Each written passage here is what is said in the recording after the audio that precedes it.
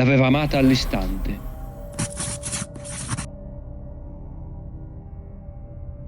Erano cresciuti insieme e scoprì che il suo bacio era mortale. Non solo gli tolse l'amore, ma anche la grandezza della sua famiglia, che lo esiliò come un mostro. E Wim fu all'interno del cuore del tempio, pietre levigate, meravigliosamente scolpite, dove scorreva sangue umano, probabilmente il frutto di centinaia di sacrifici e morti. Ma questo a Wim poco importava. Di fronte a lui, improvvisamente, la figura della badessa si girò. Gli occhi gialli, quasi lattiginosi, guardavano con infinita cattiveria e una profonda malizia il giovane che aveva osato penetrare nelle sacre stanze di quel tempio.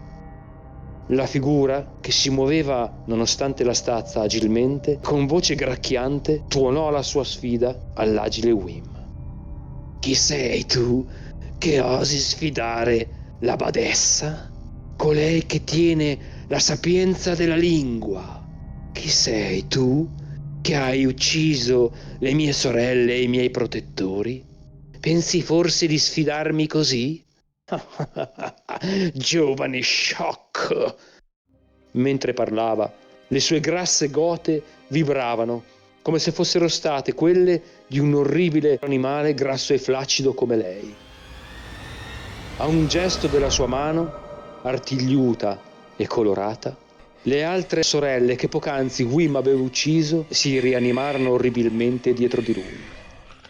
E con un ghigno satanico, ancora col sangue che colava dalle loro ferite, gli si avventarono contro.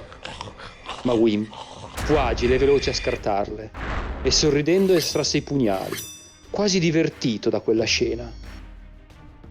La badessa, urlando antiche parole di potere che nessuno poteva conoscere tranne lei, richiese il potere dell'antica lingua che dietro di lei pulsava di una luce viola orribile e terrificante.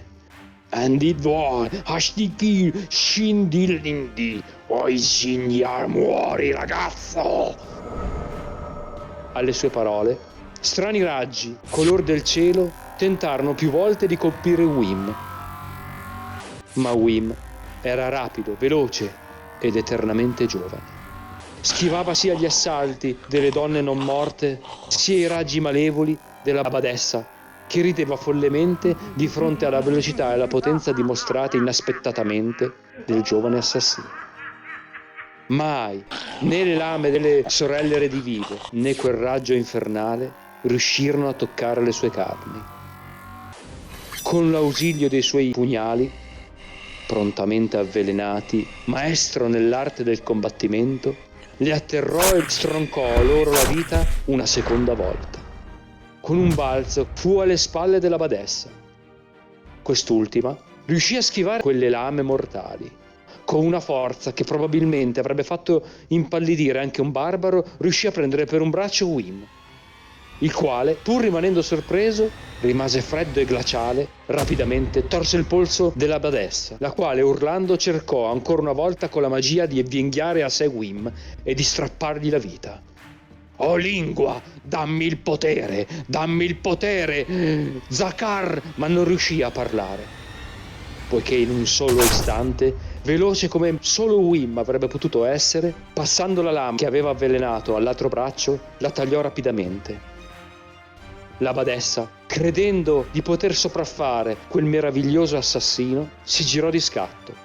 Mentre vedeva quella bionda figura allontanarsi, qualcosa cambiò in lei. Un dolore lancinante, terrificante, mostruoso le artigliò la gola. Quegli occhi lattiginosi che così tante vite avevano visto morire iniziarono a piangere calde lacrime di sangue. Si portò le mani alla gola, disperata, poiché sapeva che l'anelito di vita stava per lasciarla. Il dolore era indescrivibile, non poté fare a meno che inginocchiarsi, e le ultime cose che vide con quei suoi occhi mostruosi era quella bionda figura che prese la lingua portandola a sé, e come Wim anch'essa sentì quasi riecheggiare in distanza una risata, una demoniaca risata.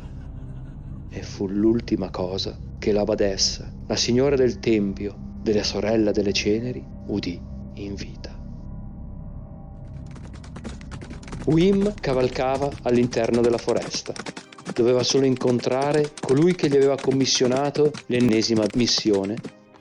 La lingua si trovava al sicuro all'interno del suo zaino. Una strana nebbia all'improvviso, tutto d'attorno, come un manto. Gli occhi del destriero si fecero pesanti. Quel possente cavallo divenne sempre più lento fino a fermarsi. Si accasciò al terreno. Wim balzò di fianco, ma era troppo tardi. Anche i suoi azzurri occhi divennero sempre più pesanti e nella nebbia non riuscivano a scrutare le vaghe forme che gli si avvicinavano. Le ultime cose che vide con quei suoi occhi furono queste figure che gli furono d'attorno.